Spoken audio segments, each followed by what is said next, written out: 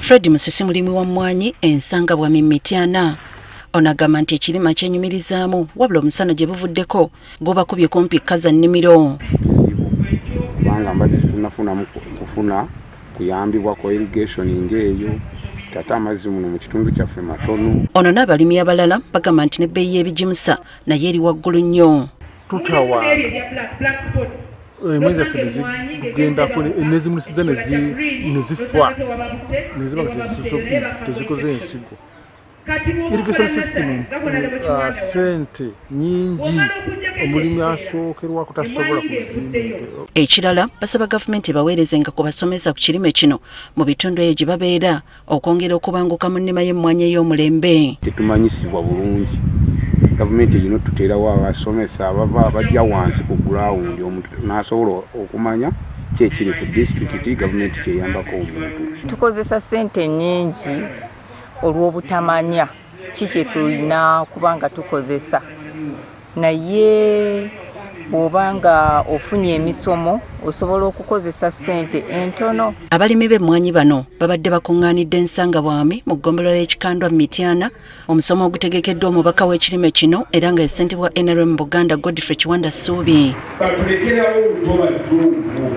Wano ssentebwa Crop Life Uganda ekitongole ekitwala abaleeta eddagala ly'ebirime mu ggwanga Agnes Mbabazi Kabwisho asabye abalimi okufuba okukozesa ebigimusa n'okufukirira baleme kufiirwa. Balina okwettanira okukozesa ebigimusa ate ne babiteekako mu budde.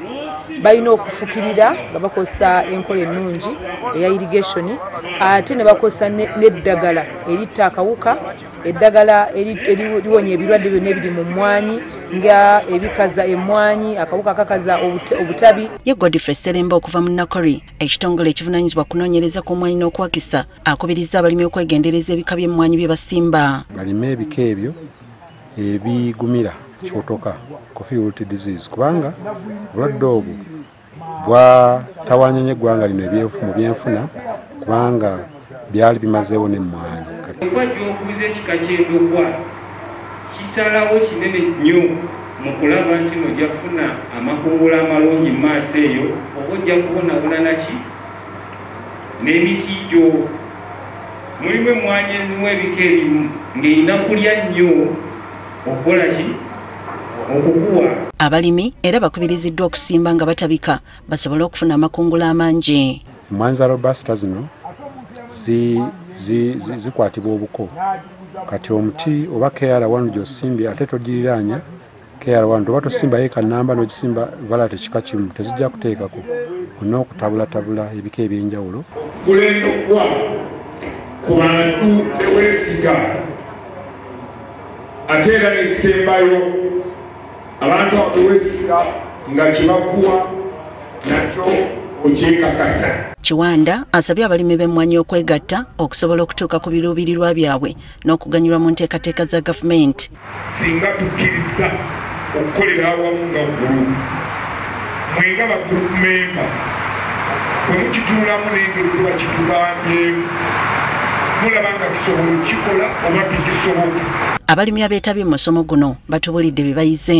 Enkozesa y'ebigimusa eby'enjawulo omuli ajava omuli hooks eryo nga kigimusa kya mmwanyi ne tuyita galiiru. Tugula ebigimusa mu maduuka oluusi nga tufuna kusomesebwa kulungi okuteekako bungi ki ku mmwanyi zaffe. For example emmwanyi ento oteekako bungi ki. Okusinziira ku kitongole ekyakivunaanyizibwa ku mutindo gw'emmwanyi mu ggwanga KCDA mu mwaka gw'ebyensimbi 2021-2022 Uganda yatunda ensawo z'emmwanyi obukadde bw'ensimbi bwa kuno 6 mu emitwalo 26 ebweru w'eggwanga.